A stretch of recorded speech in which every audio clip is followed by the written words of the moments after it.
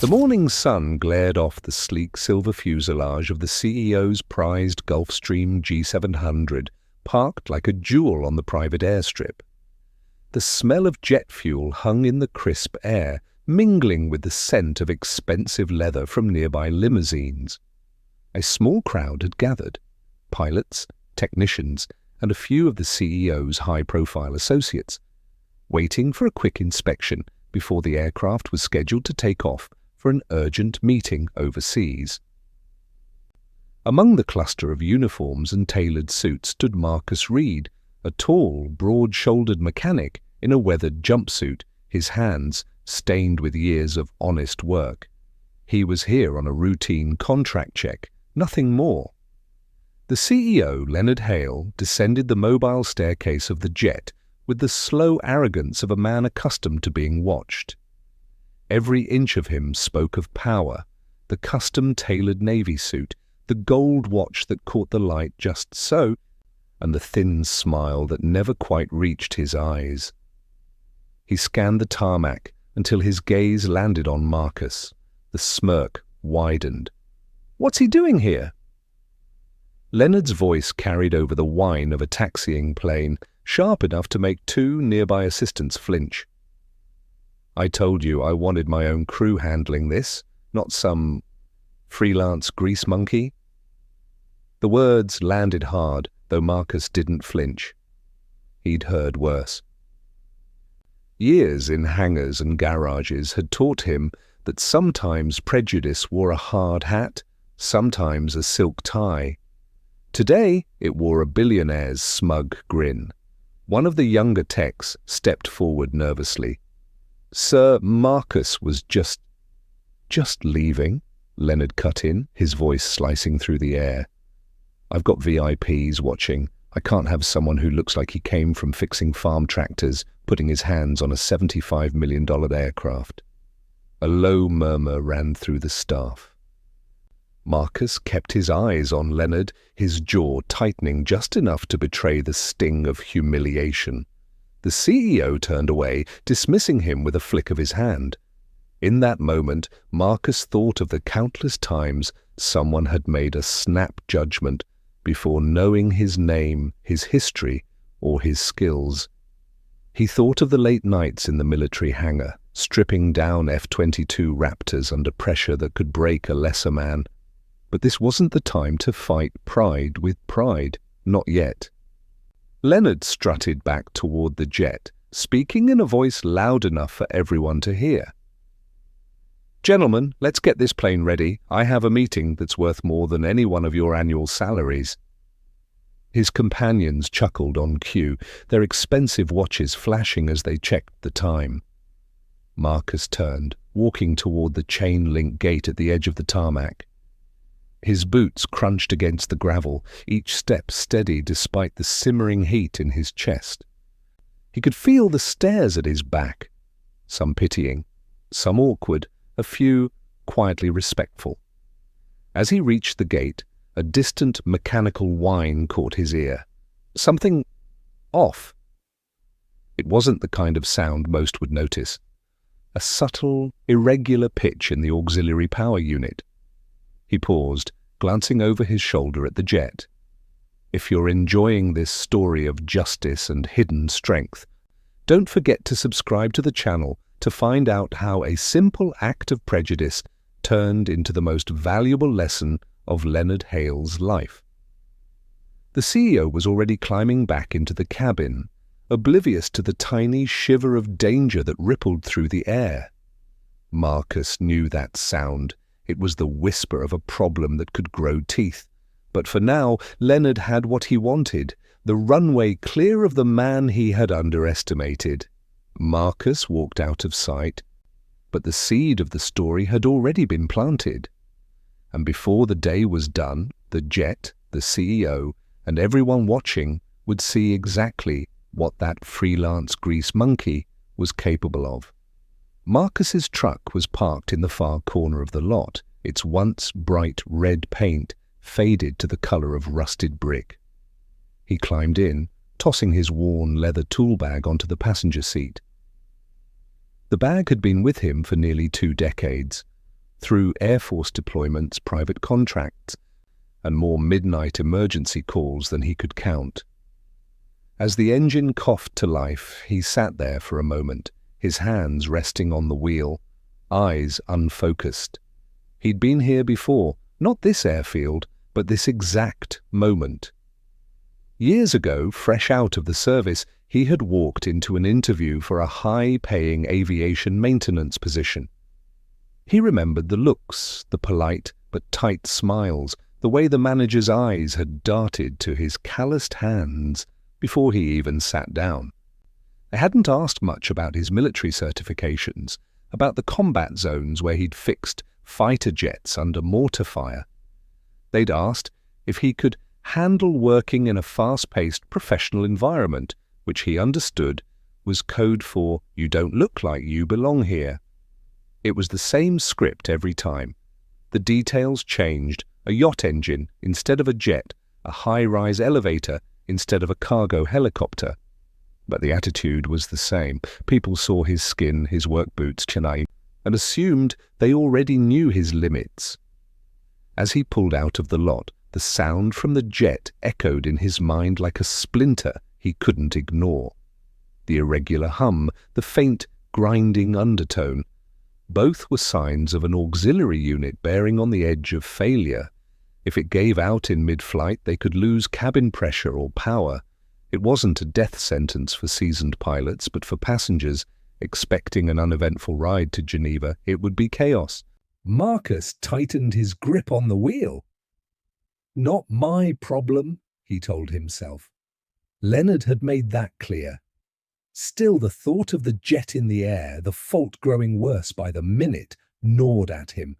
He wasn't the kind of man who walked away from trouble just because someone told him to.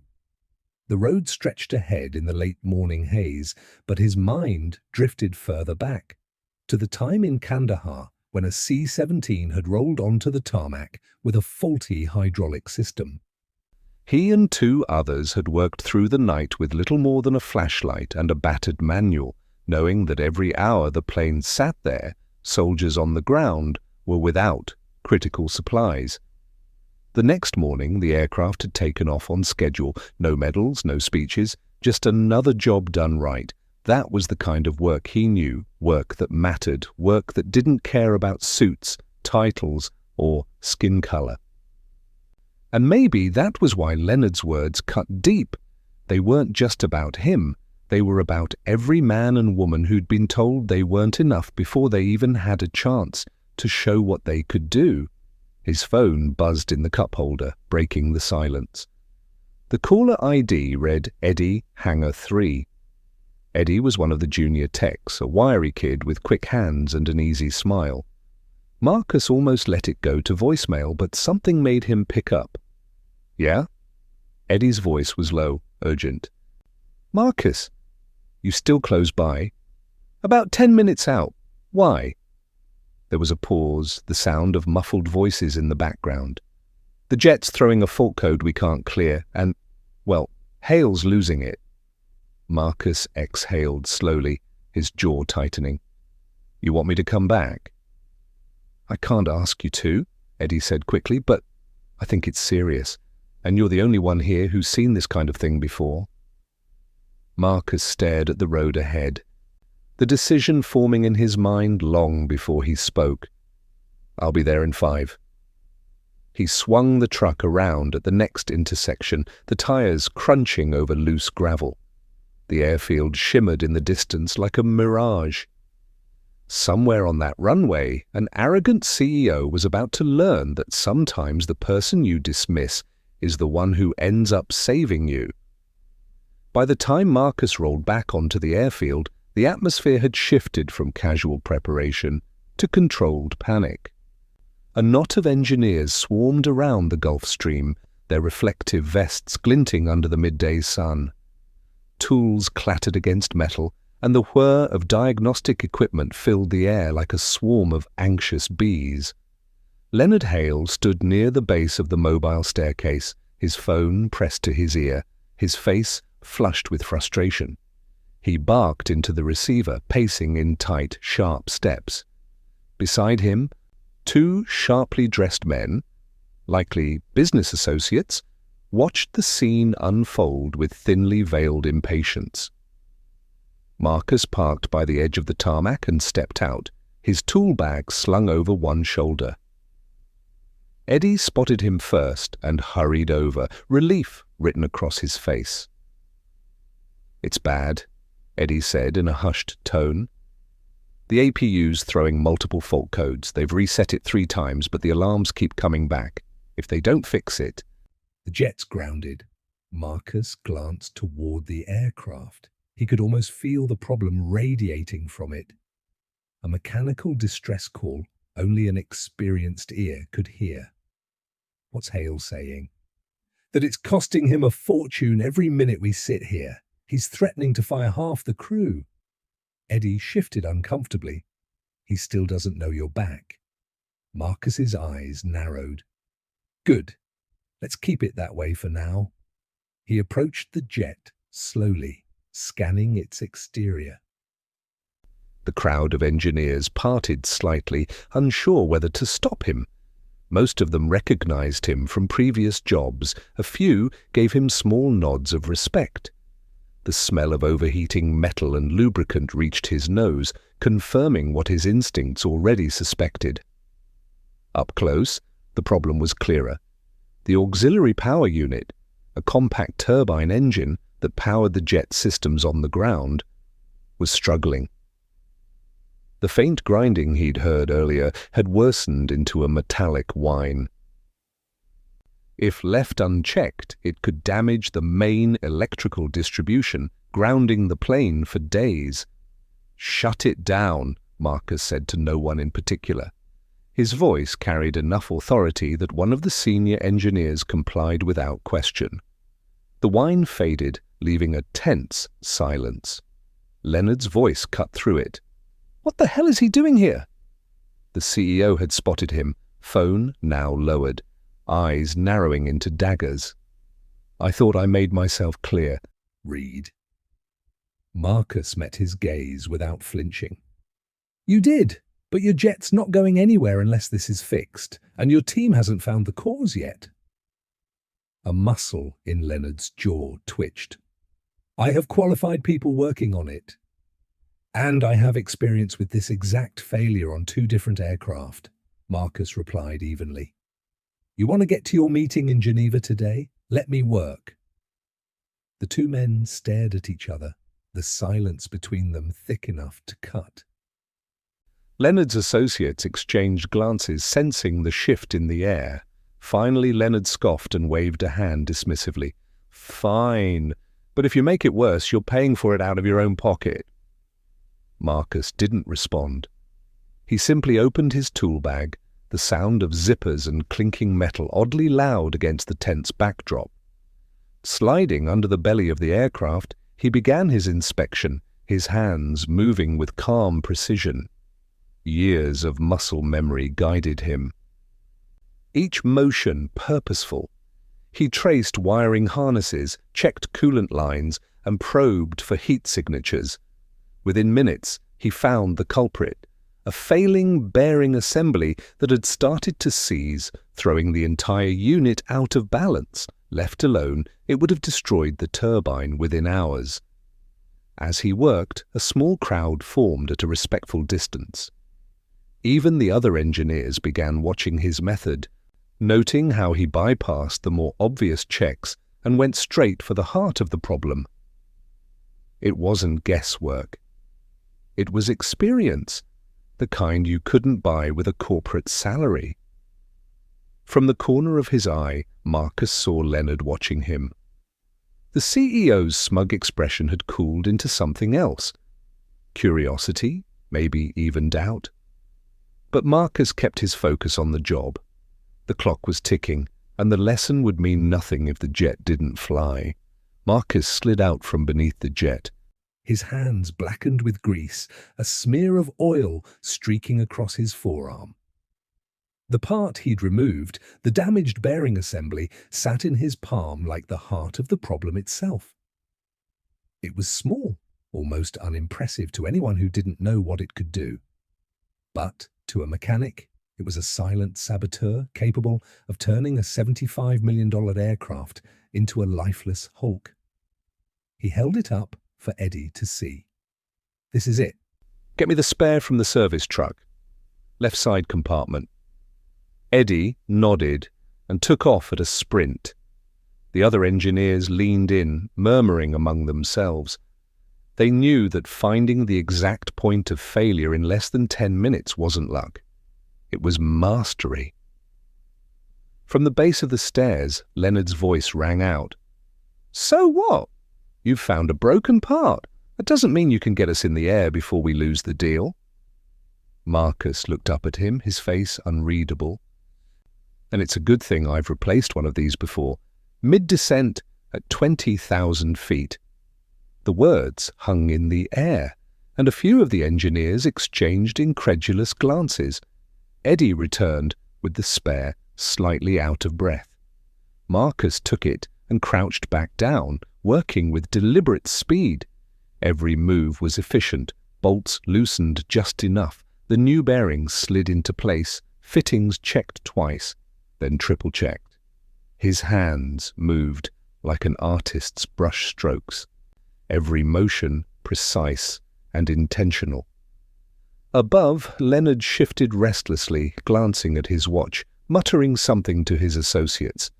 He was still skeptical, but Marcus could sense the change. The CEO's voice no longer had the same brittle edge. The truth was, Marcus didn't care about Leonard's approval. What he cared about was the machine, the challenge of restoring it, the satisfaction of hearing it hum again.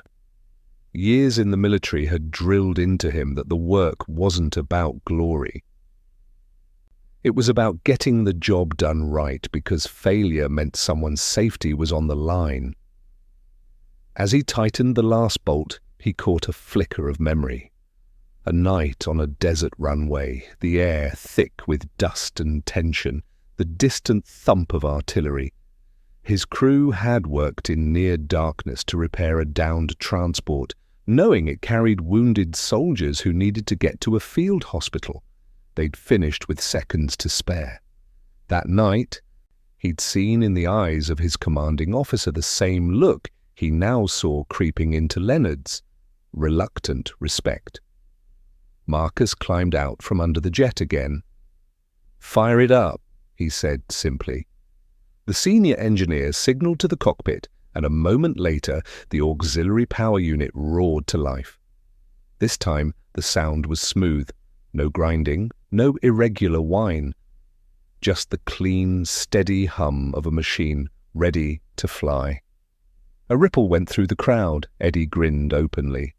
"She's good," he said, his voice carrying across the tarmac. Leonard's associates exchanged a look, one of them raising his brows as if to say, "You owe this man." Leonard himself said nothing. His jaw tightened, but his eyes stayed on Marcus. There was no way to hide it now. The grease monkey he'd dismissed had just done what his entire high-paid team couldn't.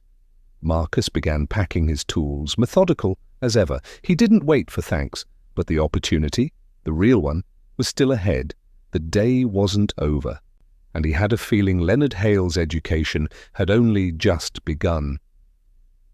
The hum of the auxiliary power unit was a steady heartbeat beneath the bustle of the crew preparing for departure. Marcus stood back, his tool bag closed and resting at his feet, watching as the engineers ran through final checks. He knew the fix would hold. His hands had told him so. Leonard descended the steps, moving slower than before. The swagger in his stride had softened, though his chin still tilted high. He approached until there was only a few feet between them. For a moment, the two men simply regarded each other, Marcus calm and steady, Leonard clearly wrestling with words he wasn't used to saying. "You got it running," Leonard admitted at last, his voice low, almost grudging. "But you haven't proved it's safe." Marcus's gaze didn't waver. "Then put it in the air." Leonard's brow arched, perhaps expecting a plea for validation, maybe even gratitude. Instead, Marcus walked past him toward Eddie, who was finishing the checklist. "Run it through the startup sequence," Marcus instructed. "We'll watch the temps and talk in real time. If anything's off, we'll know before she even leaves the ground." Eddie grinned and complied, slipping into the cockpit. The sound of the jet systems coming online was music to Marcus's ears. Clean, balanced, flawless. Data streamed across the engineer's tablet, every readout falling neatly into the green. The senior engineer let out a low whistle. "Textbook perfect. You've done this before." Marcus gave a faint smile. "Once or twice?" A murmur rose from the gathered staff. Most had heard stories about Marcus, bits and pieces about his time in the Air Force, the rumors that he'd once been part of a specialized maintenance team for classified aircraft. But seeing him work under pressure, watching how he seemed to know what to do before the diagnostics even confirmed it, that was different. Leonard stayed near the base of the stairs, his hands in his pockets, eyes fixed on Marcus. There was something different in his expression now, though it wasn't quite respect yet. More like the discomfort of a man realizing the foundation of his assumptions was starting to crack. Marcus, for his part, felt no rush to capitalize on it. His goal wasn't to embarrass Leonard, though the temptation was there. His focus was the machine, the safety of the people it would carry, and the quiet pride that came from doing the job right, no matter who was watching. As the final system checks cleared, Eddie leaned out of the cockpit window. "She's ready for taxi." Leonard's associates were already climbing the stairs, clearly eager to make up for lost time. Leonard lingered, his gaze darting between the jet and Marcus. "If you're wrong about this," he began. "I'm not," Marcus replied simply, his voice carrying the weight of certainty. The engines whined higher, the jet slowly rolling forward across the tarmac toward the runway. Marcus stood with his arms crossed, following it with his eyes until it was just a gleam in the sun. He listened as the engines roared, the aircraft lifting smoothly into the cloudless sky. Beside him, Eddie exhaled a breath he'd been holding. "Every time I see you work, I wonder why you're not running your own hangar." Marcus gave a small, knowing smile. "Some people don't like working for a boss who knows more than they do." Eddie chuckled, but Marcus's gaze stayed fixed on the sky. The jet was climbing fast, its silhouette shrinking against the blue. Somewhere inside, Leonard Hale was experiencing something unfamiliar, a reliance on a man he'd written off as unworthy just an hour ago. And Marcus knew that kind of reliance had a way of changing people. 38 minutes later, the Gulfstream reappeared as a shimmering speck in the sky, descending in a slow, elegant arc toward the runway. Marcus and Eddie stood near the hangar doors, the hot scent of sun-baked asphalt and jet exhaust hanging in the still air. When the landing gear touched down, it did so with a smoothness that made even the most skeptical engineers exhale in relief. The jet rolled to a graceful stop, its engines winding down to a steady idle. A moment later, the cabin door swung open. Leonard Hale emerged first. His associates followed behind, talking in quick bursts, their earlier tension replaced by something lighter. Leonard, however, walked in silence, his face unreadable as he descended the stairs. Marcus watched without moving, his arms folded loosely. He could tell Leonard had spent the flight replaying the morning's events, the arrogance, the dismissal, the quiet reversal. He'd seen that look before on other men, the unsettling realization that the neat hierarchy in their head didn't survive contact with reality. Leonard stopped a few feet from Marcus. For a long beat, neither spoke. The low whir of a nearby tug cart filled the gap. Finally, Leonard's voice broke the silence. She flew flawlessly, not a single hiccup. Marcus nodded once. Told you she would. Leonard's lips pressed into a thin line. I underestimated you. The admission seemed to cost him something, but he didn't look away. I don't make that mistake often. You made it today, Marcus said evenly. There was no malice in his tone. Only fact. For the first time, Leonard's expression shifted into something closer to curiosity. Who taught you to do what you just did? That wasn't in any manual I've ever seen. Marcus hesitated. The answer was simple, but giving it felt like handing over a piece of himself. The United States Air Force. 6 years as a lead technician on combat aircraft. Fixed my first bearing failure under fire with a flashlight between my teeth. Leonard's brows lifted slightly. The first genuine sign of surprise. And now you're freelancing? Now I work for people who care more about the job than the title, Marcus replied. It's simpler that way. Eddie, sensing the rare opening in Leonard's defenses, stepped in. You know, sir, Marcus could train your entire crew in half the time it would take any corporate program. He's the best I've seen. Leonard glanced at Eddie, then back to Marcus. There was no immediate agreement, but the seed had been planted. In the silence that followed, Marcus caught a flicker of something unexpected in the CEO's eyes. Not just respect, but a trace of unease. Because Leonard now knew that beneath the surface of his empire were people like Marcus, quiet, capable, and entirely outside his control. The moment passed. Leonard straightened his jacket and cleared his throat. I have another flight in 3 days. I might call you. Marcus met his gaze.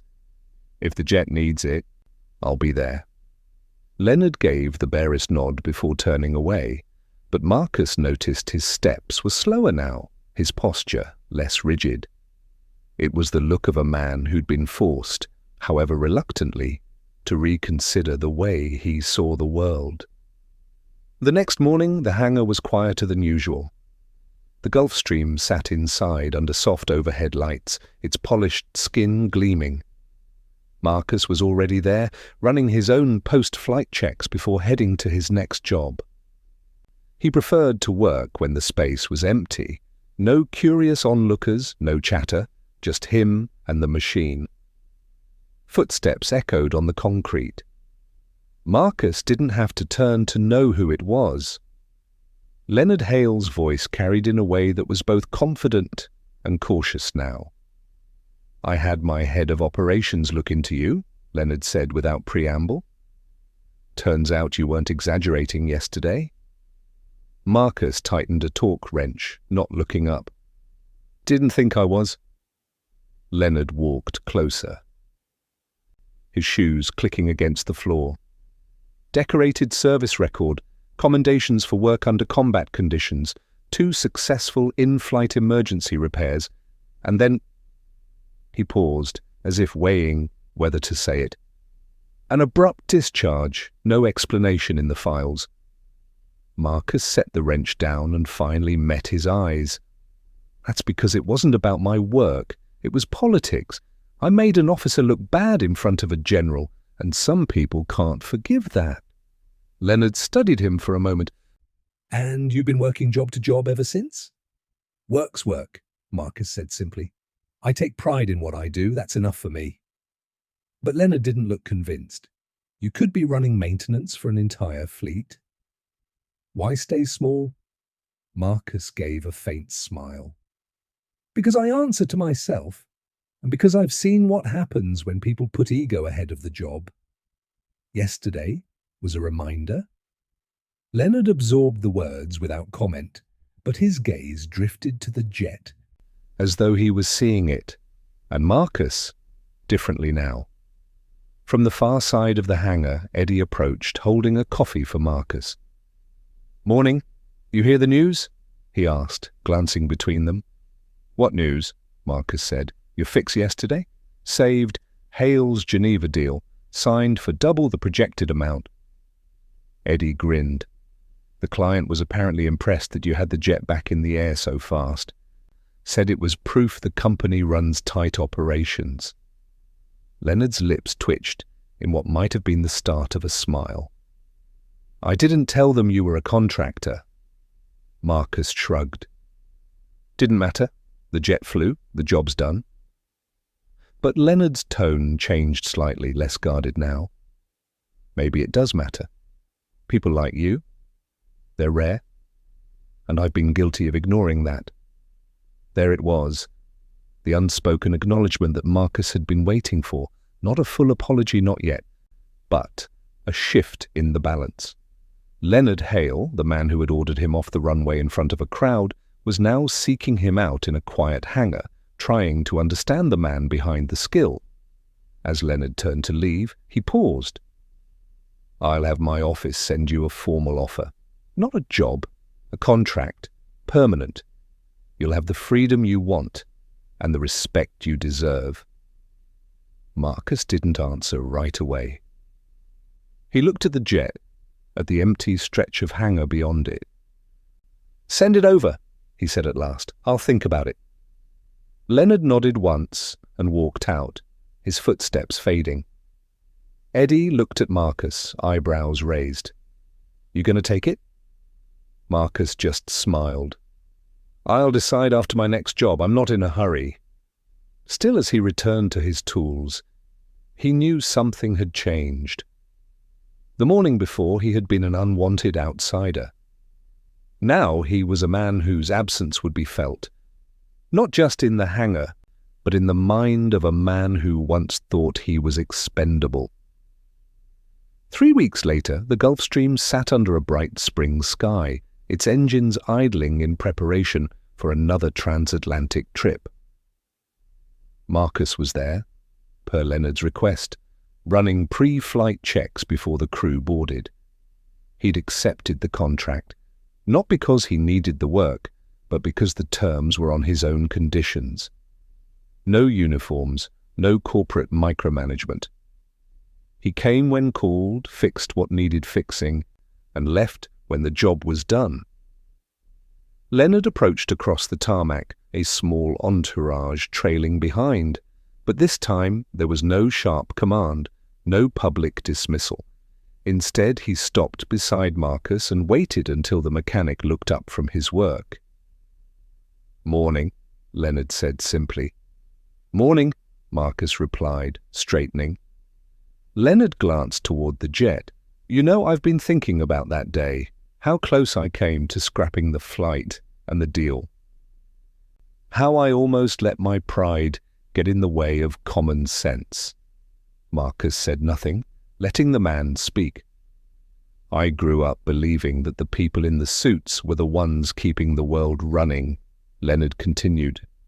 But it's the ones in coveralls with their hands in the work that keep the wheels turning. My father knew that. I guess I forgot. Marcus's expression softened slightly. Easy thing to forget when the world keeps telling you otherwise. Leonard nodded, his gaze steady. I was wrong about you, and about a lot of people. You didn't just fix my jet, you fixed something in me too. I owe you for that. You don't owe me anything, Marcus said. Just treat the next guy you underestimate with a little more patience. Might surprise you what he can do. Leonard's mouth curved into a faint smile. Fair enough. The call for boarding came over the PA system, and Leonard turned to join his passengers. Before he climbed the stairs, he looked back once more. I'll see you when I get back, Reed. Marcus watched as the jet lifted into the sky, the sunlight catching its wings. Eddie came up beside him, holding a clipboard. Different man than the one who told you to get lost, huh? Marcus chuckled quietly. Maybe. Or maybe he just remembered what respect looks like. They stood in companionable silence for a moment, the roar of the departing jet fading into the distance. Marcus felt no need for celebration or vindication. The satisfaction was in the work, in the quiet shift he'd seen in a man who'd thought money could buy skill, and in knowing he'd left a mark, deeper than a signature on a contract. Epilogue and morale. In the weeks that followed, Leonard's operations began to change. He listened more to his crews, involved the engineers in high-level planning, and invested in better training. And while he never announced it publicly, those closest to him knew the shift had started the day he watched a man he'd dismissed save his jet, and his reputation, the span of an hour. Marcus moved on to other projects, other hangars, but his name carried a new weight now. Jobs came to him not because of glossy resumes, but because word traveled fast in aviation circles about the man who could fix the unfixable. The moral was simple: arrogance blinds, but respect opens doors neither money nor status can unlock. Sometimes, the quietest person on the runway is the one who knows how to keep the plane in the air. If this story touched you, subscribe to the channel to discover more stories about how extraordinary people turn humiliation into triumph.